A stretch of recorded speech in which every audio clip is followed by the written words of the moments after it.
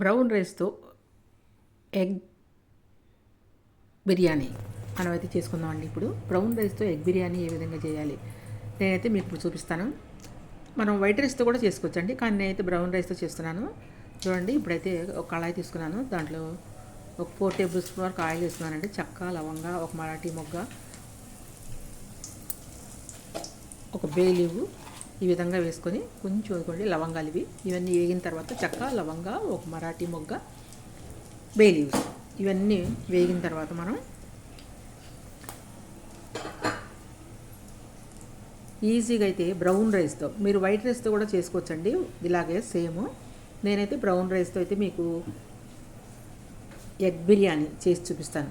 Egg ఇదిగోండి చూడండి.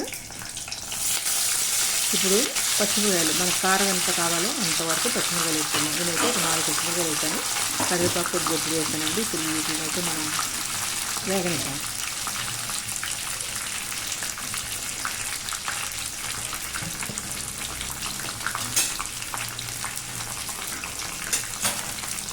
Egg biryani అండి చాలా బాగుంటుంది. ఎగ్ బిర్యానీ మామూలుగా మనం పొరుటు అలా చేసుకుంటాం కదా, అలా చేసుకొని తింటూ ఉంటాం మనం. అలా కాకుండా ఇలాగ రైస్తో చేస్తే చక్కగా మనకి బిర్యానీ తిన్నట్టు ఫీలింగ్ ఉంటుంది. చాలా టేస్ట్గా ఉంటుందండి. ఒకసారి అయితే చూడండి, ఈ విధంగా మీరు కూడా బ్రౌన్ రైస్ అయితే చేసుకోండి. కొంచెం అయితే అల్లం వెల్లుల్లి పేస్ట్ అయితే వేసుకుంటున్నాను. అల్లం వెల్లుల్లి పేస్ట్ వేసుకొని అల్లం వెల్లుల్లి పేస్ట్ పచ్చివాసన పోయే వరకు కూడా ఈ విధంగా అయితే వేగనండి. చాలా లిటిల్ అండి, కొంచెం స్పూన్కి సగం స్పూన్ వేసాను అనమాట. అల్లం వెల్లుల్లి పేస్ట్ ఎక్కువ వేయలేదు నేను. కొంచెం పసుపు కూడా వేసుకోండి.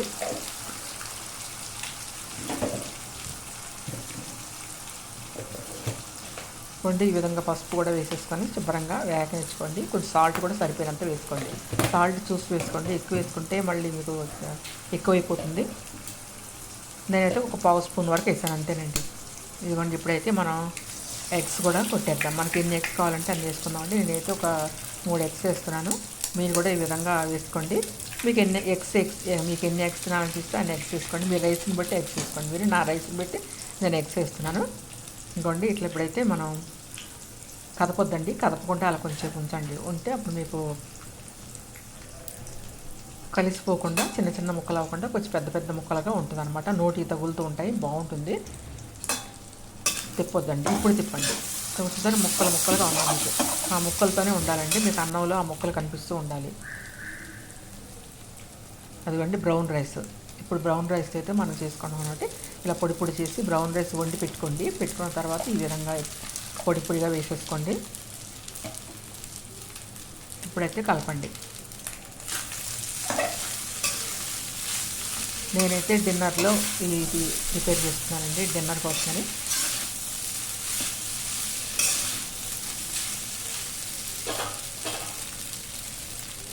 కొత్తిమీర కొంచెం వేసుకోండి. కొత్తిమీర కూడా వేసుకొని ఈ విధంగా అంతేనండి. చూసారా ఎంత ఈజీగా చేసుకున్నామో మనం. చాలా బాగుంటుందండి ఇది ఎగ్ రైస్. ఈ విధంగా తీసుకోండి. మీరు ఎవరైనా చేసుకోవచ్చండి, వంట రాని వాళ్ళు కానీ రూమ్లో ఉన్న బ్యాచులర్స్ అయితే ఈజీగా తీసేసుకొని చక్కగా వాళ్ళు బయట కూడా మీకు ఇలాంటివి అమ్ముతూ ఉంటారండి. బయట తినే కంటే ఇప్పుడు మీరు ఇలా చేసుకొని తింటే మీరు బాగుంటుందండి, మంచి టేస్ట్ కూడా ఉంటుంది. ఎగ్ రైస్, బ్రౌన్ రైస్తో బ్రౌన్ ఎగ్ రైస్ అండి. మీరు కూడా ఈ విధంగా ప్రిపేర్ చేసుకోండి. ఇప్పుడు ఇది చాలా బాగుంటుందండి, సూపర్ టేస్ట్గా అయితే ఉంటుంది. చాలామంది ఇప్పుడైతే వైట్ రైస్ తింటా మానేశారండి. అటువంటి వాళ్ళు బ్రౌన్ రైస్ తింటూ ఉంటారు. అటువంటి వాళ్ళు బ్రౌన్ రైస్తోనే చేసుకోవచ్చండి, చాలా బాగుంటుంది కూడా బ్రౌన్ రైస్తో. ఇప్పుడైతే అయిపోయిందండి. మనం స్టవ్ తీసేసి దీన్ని స్టవ్ తీసుకున్నాం. ఎగ్ రైస్ చూసారు కదా.